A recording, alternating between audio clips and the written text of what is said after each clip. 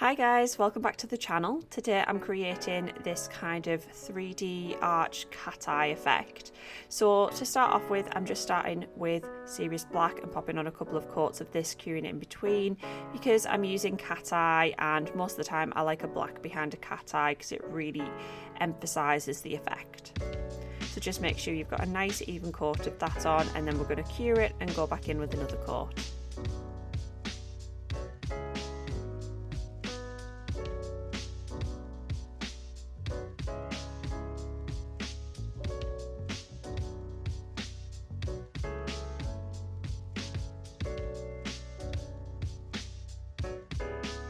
I'm going to pop that into cure, and then next I'm taking one of our cat eye chromes and I'm just going to be mixing this with top coat, and this is the easiest way to get the most effective cat eye using these kind of products because they're really intense and pigmented and they work so well. So once you've popped down that top coat, just mix in some of that powder and you'll see just how gorgeous the glow is on that pigment. So I'm just going to make sure that's fully mixed in, make sure you've not got any of that dust left over, and then I'm just going to take a brush that I think is suitable. So I'm just using a fine detail brush just to mark on where I want my arch, and I'm just going to kind of make a reverse smile line, and then I'm just going to fill that all in.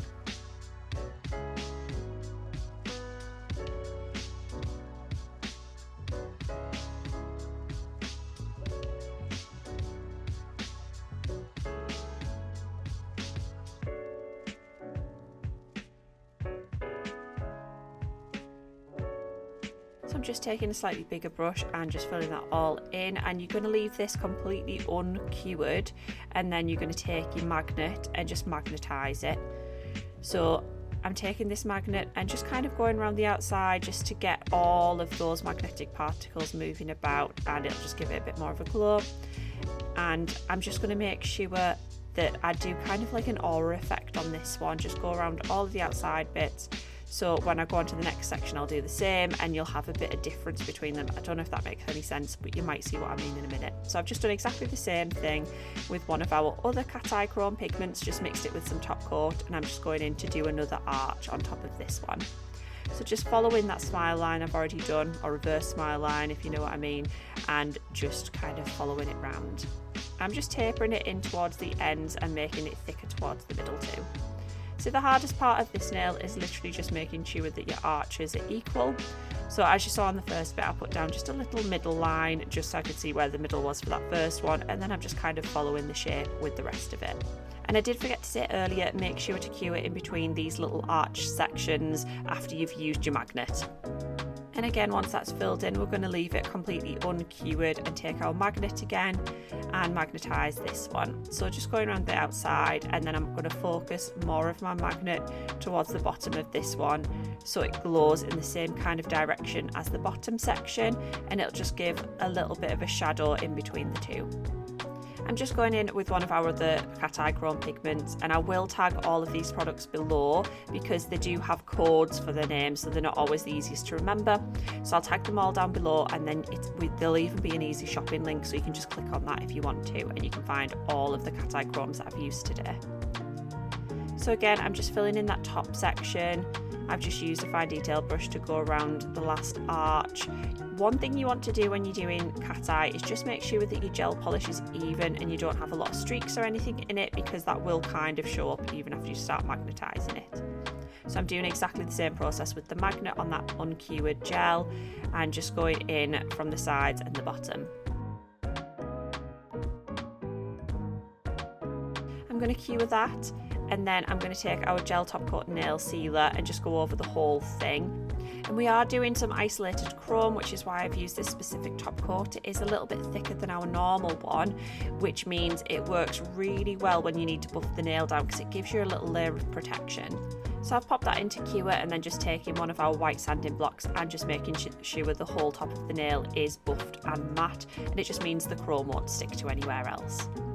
I'm just going to dust off all of that excess dust. You don't want any of that getting any gel polishes, so get rid of that, and then we're just going to take some Serious Black on a fine detail brush, and we're basically just going to line around those arches.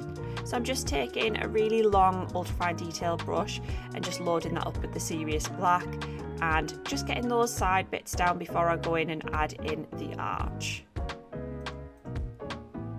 I really didn't use this brush to its full potential for this part of the nail. It would have made it so easier if I'd just gone in and done one swoopy line instead of going in and doing lots of teeny tiny lines and joining them up, but it worked in the end anyway.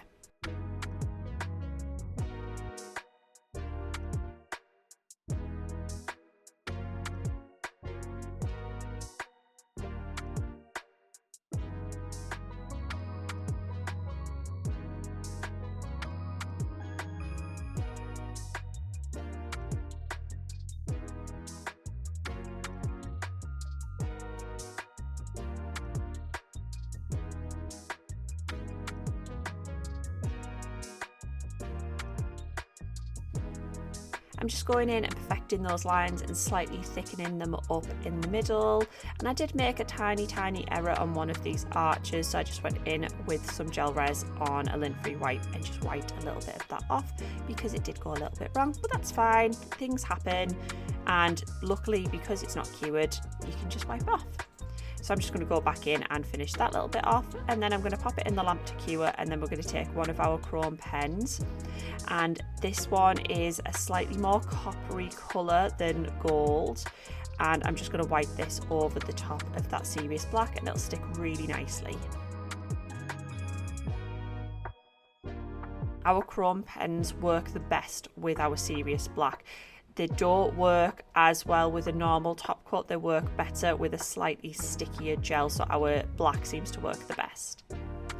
Dust that all off, and then we're going to go in with some top coat. And I'm going to take our gel top coat nail sealer, just because I love how thick this gel is for evening out any texture, especially around those little chrome bits, and it's a little bit thicker, so it does help to protect the chrome, and that's all I'm using it for at this stage, is to literally protect the chrome while we do our next step, because I'm going to add in a little 3D section. So you can see you could just leave it like this. I think it looks a little bit like, you know, Jasmine off Aladdin. That's the kind of vibe it gives me. So anyway, I'm going to take some Clear as Day Builder gel, and we're basically just going to build up that arch in the middle, kind of give it a little crown. So I'm just taking that Clear as Day on a fine detail brush and placing it, and then I'll just be adding more product in places where I would like it to sit.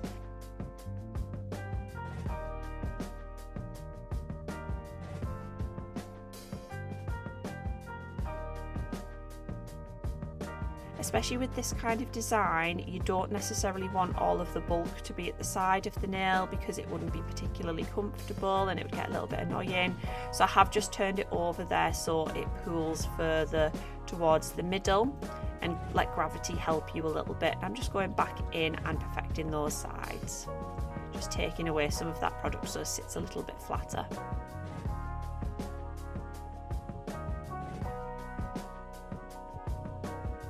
Once that's cured, I'm just taking some regular top coat and going over the whole entire nail, and we're just going to seal all of this in, and this is just going to finish it all off.